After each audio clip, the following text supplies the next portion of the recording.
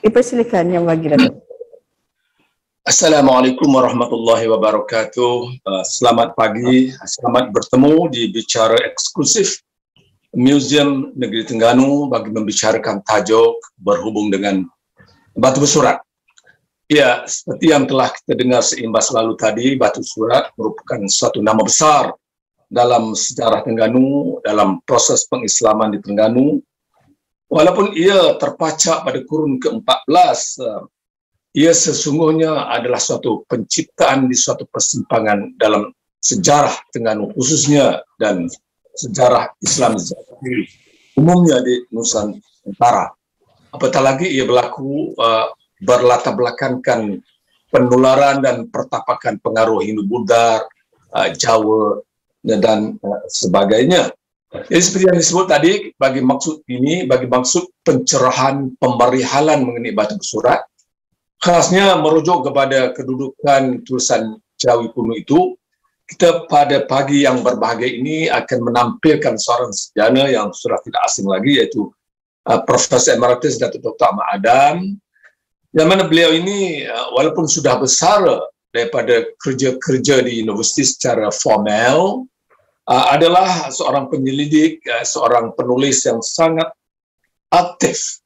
Kalau sebelum ini beliau menjadi profesor di Universiti Kebangsaan Malaysia untuk sekian lama, dan selepas itu menjadi profesor pula di Universiti Malaysia Sabah, maka akhir-akhir ini penumpuan beliau ialah kepada penulisan, penerbitan buku-buku, dan di antara karya-karya utama beliau akhir-akhir ini ialah Hikayat Hantuha, Hikayat Raja Pasai, dan Batu Bersurat Terengganu itu sendiri.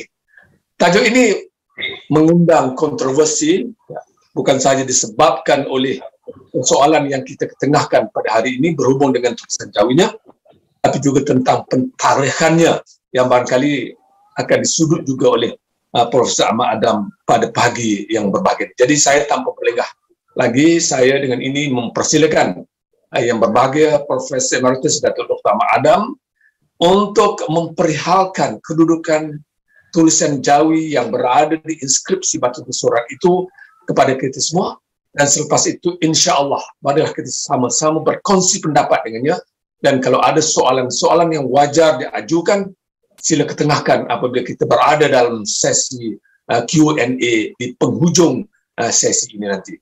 Jadi dengan itu saya mempersilakan Profesor Emeritus Datuk Dr. Ahmad Adam untuk mengketengahkan pandangannya berkaitan dengan tulisan Jawi ini. Sila. Terima kasih, Saudara Moderator Profesor Muhammad Abu Bakar. Assalamualaikum warahmatullahi wabarakatuh kepada semua yang mendengar ceramah ini.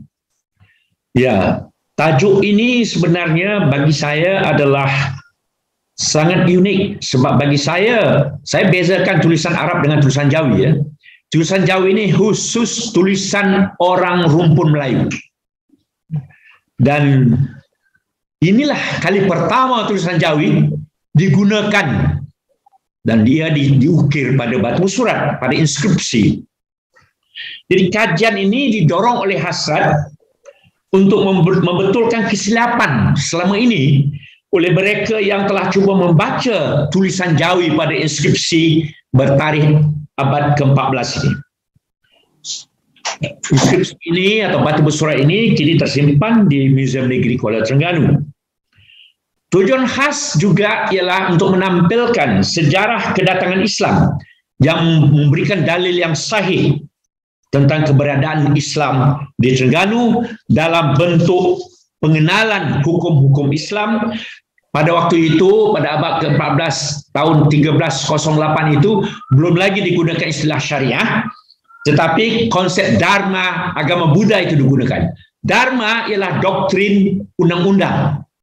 Jadi kerana transisi period batu bersurat ini ialah transisi daripada agama Hindu-Buddha kepada Islam, maka ada konsep-konsep lama itu masih dipakai. Misalnya istilah Tuhan atau Allah dipakai, istilah Dewata Mulia Raya, itu konsep Hindu. Sedikit tentang latar belakang inskripsi ini. Ia dijumpai pada tahun 1887 di Sungai Terasat, Alur Utara, Kampung Buluh, Kuala Berang. ia tinggal terbiar hingga ke tahun 1902 apabila seorang peranakan Arab, Said Hussein Ghulam Al-Bukhari, seorang peniaga, penjual dan pembeli biji dari Riau Lingga, dia bertemu, dia menyumpai batu itu bila batu itu digunakan sebagai pengesat kaki di surau di Kampung Buluh itu.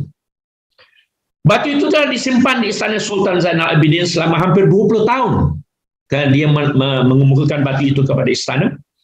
Sampailah ke pertengahan 1922. Melalui seorang Major H. Patterson, dialah yang berminat pada tulisan pada batu itu. Dan dia orang yang sebenarnya mengemukakan tarikh 1303.